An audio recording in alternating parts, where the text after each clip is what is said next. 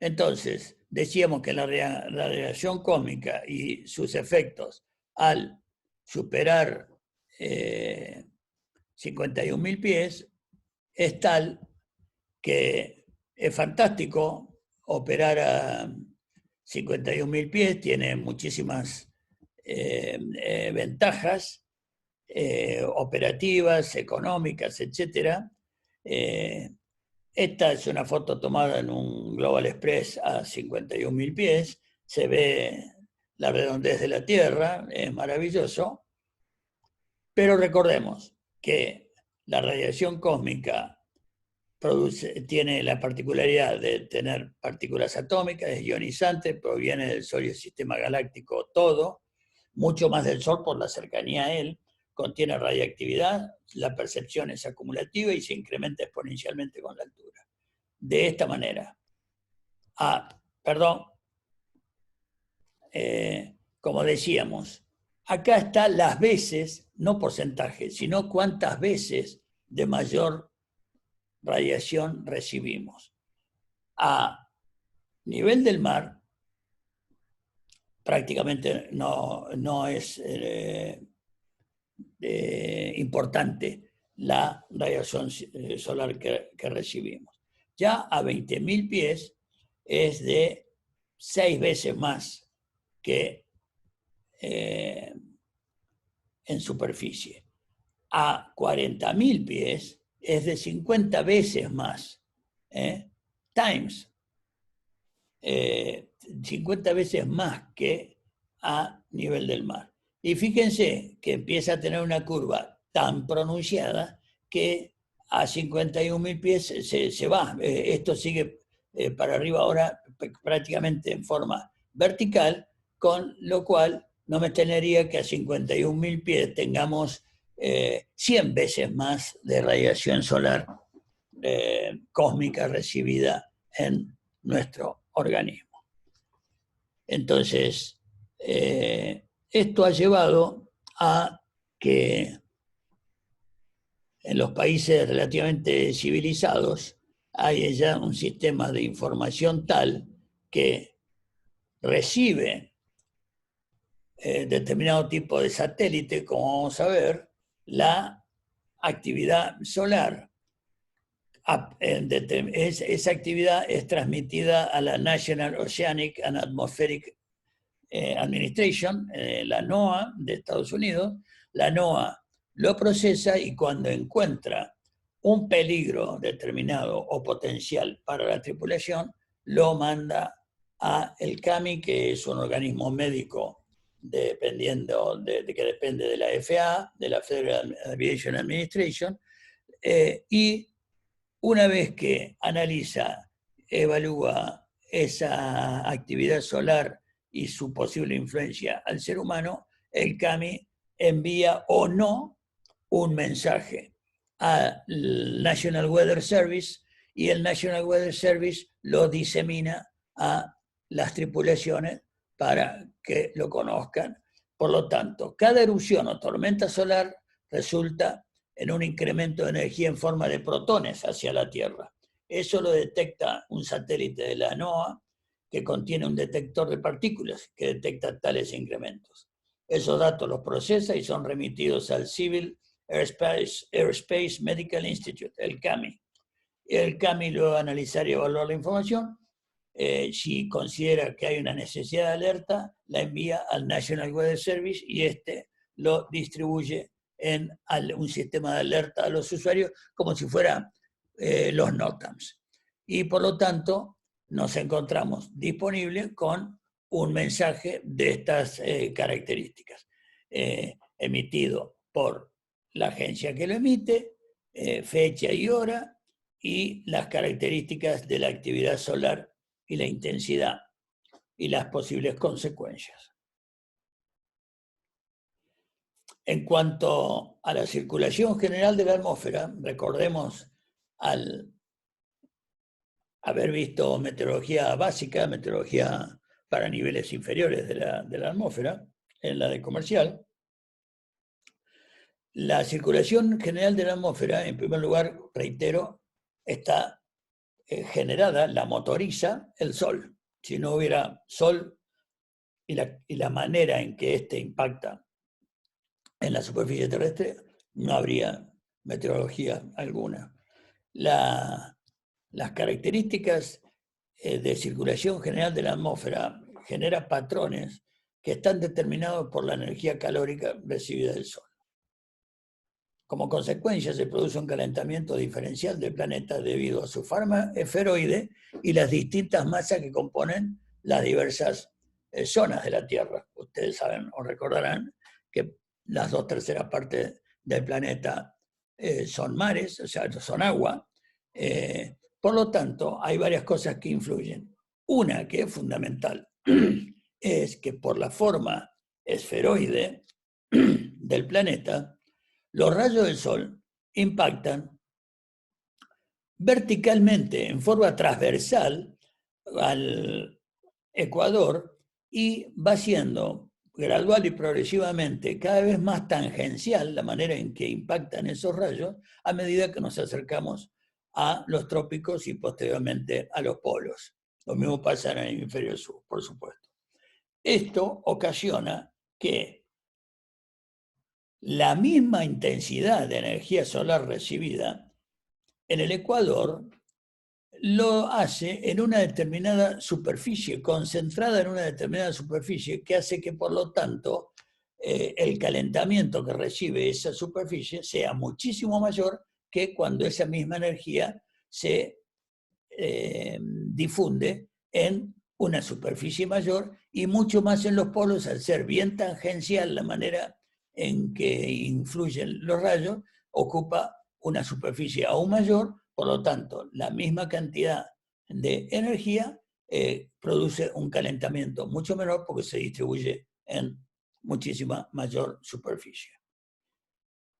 Esa es una de las cuestiones que genera que el mayor calentamiento en la zona ecuatorial produzca un desplazamiento del aire desde esa zona hacia los polos. Asciende por una cuestión de menor densidad que tiene el aire caliente, y ese movimiento convectivo impulsa el aire caliente en forma ascendente desde la zona ecuatorial para descender por subsidencia, que es el fenómeno contrario, recordemos, a la convección, con aire más frío en las cercanías, inmediaciones de las regiones polares. Se produce de este modo un movimiento en la atmósfera que mantiene determinados patrones de circulación general, que sería prolijísimo, perfecto, si no existiera la influencia de otras cuestiones como las que comentamos. En un planeta idealmente estático, el patrón de circulación general de la atmósfera sería uniforme y constante, o sea, como este prolijísimo dibujo. En la realidad no es así. El calentamiento diferencial de la Tierra no es la única variable que interviene en la circulación general de la atmósfera, ya que obedece finalmente a factores múltiples que lo hacen un sistema típicamente complejo dinámico, en que todas las variables no reaccionan siempre del mismo modo ante el mismo estímulo. Por lo tanto, algunas de las otras cuestiones que inciden significativamente en cómo termina siendo la circulación real en nuestra atmósfera y que toca a la alta atmósfera también, es la inclinación del eje terrestre respecto a su plano de rotación en la elíptica alrededor del Sol, el efecto de precesión que tiene la Tierra, el efecto de nutación y el efecto denominado bamboleo de Chandler, entre otras cosas, influye significativamente en la circulación atmosférica. Si tomamos lo que se llama calentamiento medio anual por sectores de la Tierra y hacemos un corte transversal de la atmósfera, estableciendo obviamente en 0 de latitud el Ecuador y aumentando la latitud hasta 90 grados al norte y al sur respectivamente del Ecuador, hacia los polos, vamos a ver que en términos de calor, el perfil sería hasta alcanzar elevadas altitudes en la atmósfera y desde un punto de vista grave, más gráfico, relacionado con la nubosidad y la circulación que ese calor genera, tendríamos una distribución de la circulación general de la atmósfera de este tipo mostrado en la figura de la derecha. Esto hace que respecto a lo que se entiende como circulación general de la atmósfera, haya regiones en donde se ha convenido designar sistemas de presión semipermanente, porque salvo que también por otras cuestiones están influenciados para que en la realidad no sean estáticos que estén instalados ahí sistemáticamente, pero sí que hay predominantemente un sistema de circulación caracterizado por una franja de bajas presiones en el Ecuador, representado, fíjense que low y high, low pressure y high pressure en azul, están representadas en rojo y azul respectivamente, y toda esta línea imaginaria en las inmediaciones del Ecuador, aproximadamente hasta 20, 30 grados al sur y al norte respectivamente del Ecuador, va a haber una zona caracterizada en general por centros de baja presión. Y, por ejemplo, en lo que es nuestro sistema más local o regional, tenemos un anticiclón semipermanente. En el Atlántico Sur, un anticiclón semipermanente en el Pacífico, que en general, salvo cuando se presenta una situación frontal, etc., en general, aún después de algunos fenómenos específicos, vuelven a instalarse en esas latitudes aproximadamente estos sistemas de presión semipermanentes. Yo les pido que recuerden esta línea de relativamente bajas presiones. Esto es el sistema de presiones semipermanentes en superficie para una configuración a nivel mundial de lo que ocurre en la distribución de presiones durante el mes de enero. Hay lo que se llama zona de convergencia intertropical, en inglés Intertropical Convergence Zone, que se localiza respecto al Ecuador, ya sea en julio o en enero, en diferente trayectoria o latitud, más al sur en enero, más al norte en el mes de julio, pero siempre en las inmediaciones del Ecuador, más o menos al norte, al sur, 30 grados. Tanto es así que esa línea de baja presión, nada menos que en el Ecuador, que es donde más temperatura tenemos, no solamente se generan esos centros de baja presión alineados, sino que eso produce una nubosidad tal que revela la presencia de esa línea de bajas presiones en cualquier imagen satelital que podamos observar de la superficie terrestre, salvo rarísimas excepciones. Por lo tanto, es particularmente importante que para el tipo de vuelo que se va a hacer en aeronaves de alta performance y en las inmediaciones de la tropopausa y por encima de ella, tengamos presente el conocimiento y la adecuada comprensión de los fenómenos que podemos encontrar en esa llamada zona de convergencia intertropical. haciendo un zoom de este sector de la imagen que vimos antes, podremos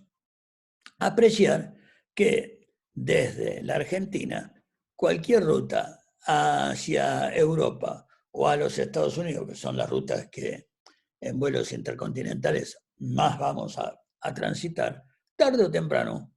vamos a cruzar, ya sea en julio como en enero, la zona de convergencia intertropical. Entonces es muy importante que sepamos qué nos podemos encontrar en esa zona. El tristemente famoso vuelo de Air France 447 se encontró el 1 de junio del 2009 en una situación que lamentablemente todos conocemos,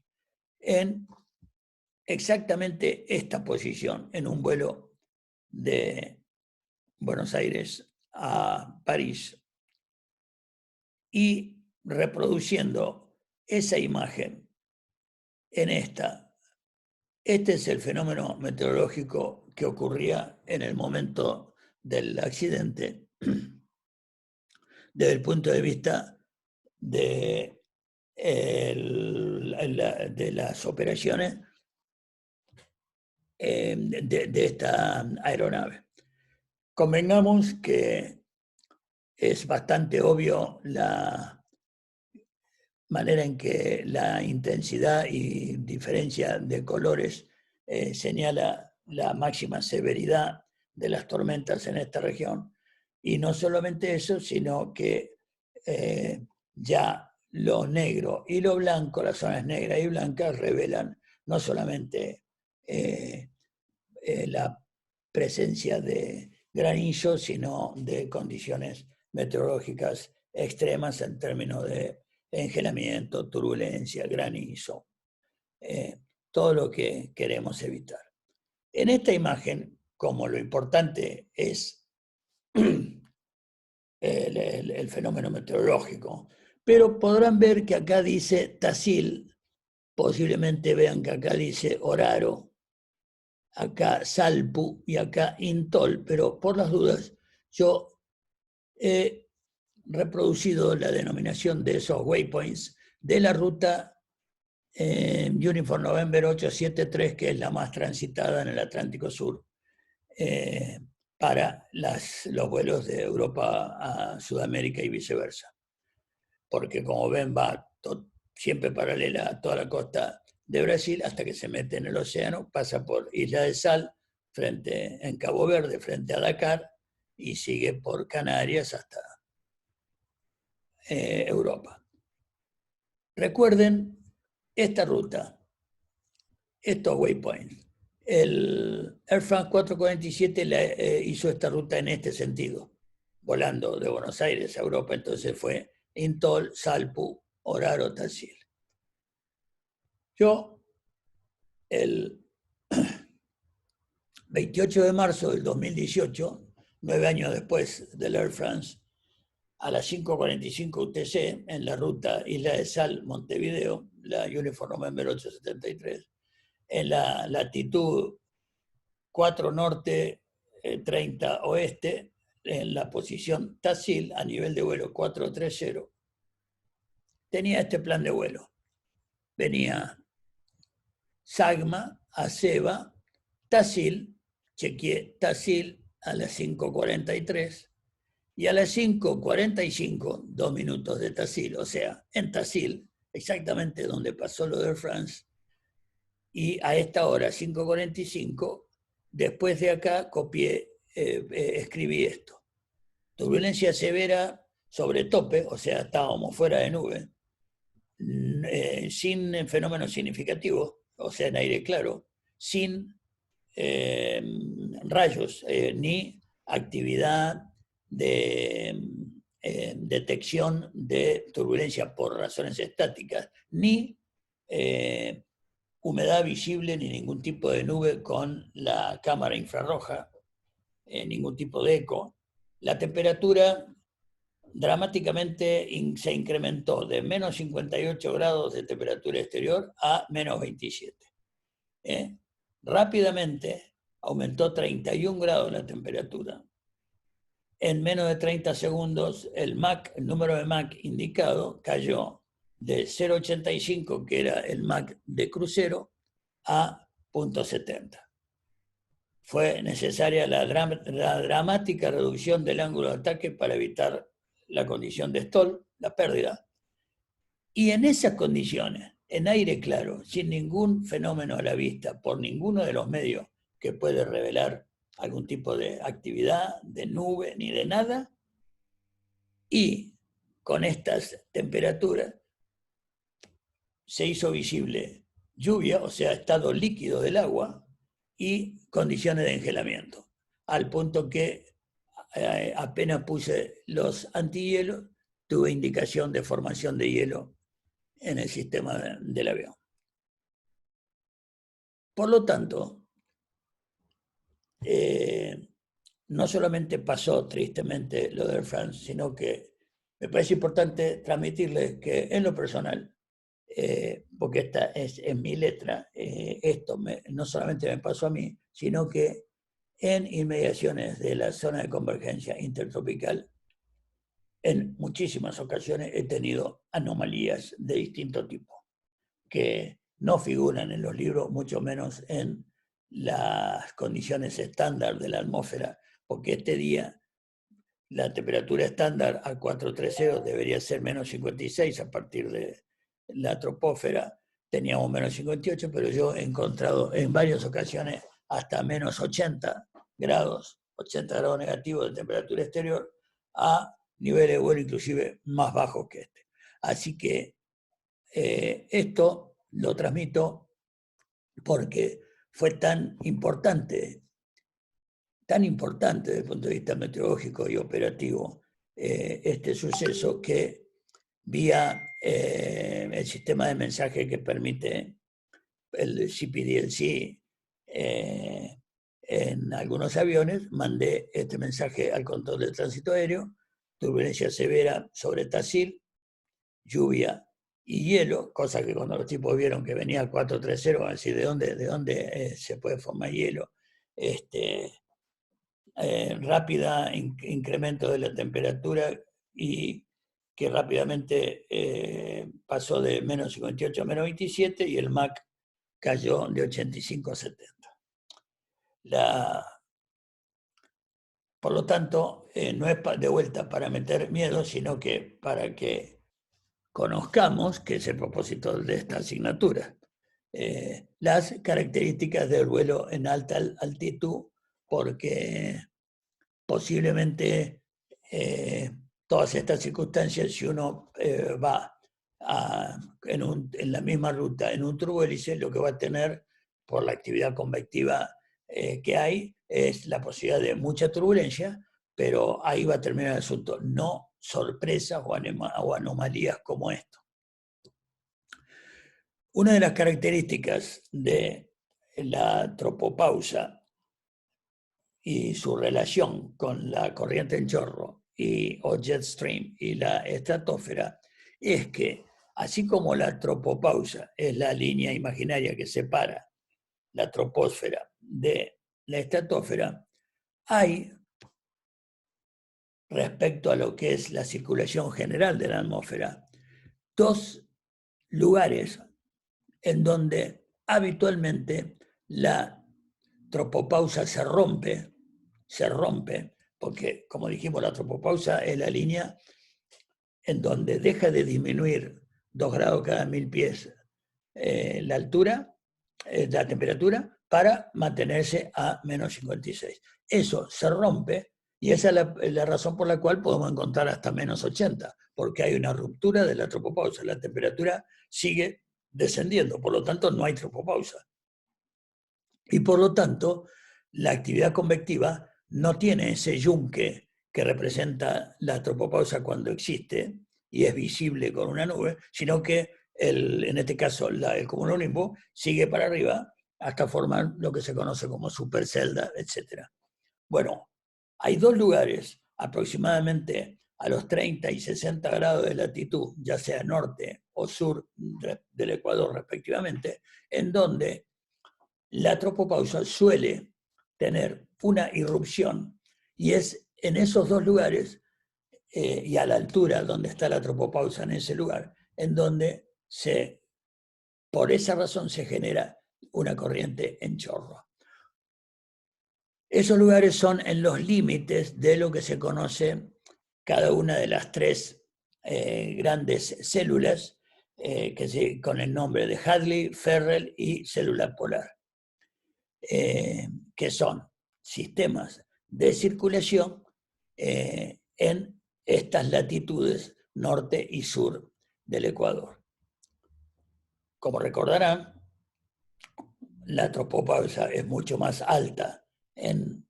el Ecuador, disminuyendo su altura en los polos, y de vuelta a la latitud de 30 y 60 grados al norte y sur respectivamente del Ecuador. Este es el corte nada más del Ecuador hacia el norte. La circulación general es tal que el gran calentamiento en el Ecuador produce un descenso de una subsidencia en las latitudes norte que genera una nueva circulación convectiva aproximadamente a los 60 grados norte para volver a tener subsidencia en los polos. Es en esas regiones en donde se separa una celda de Hadley Ferrel polar con la adyacente, en donde en la tropopausa se genera una corriente de chorro, en chorro o jet stream, denominada subtropical, y otra el jet stream polar,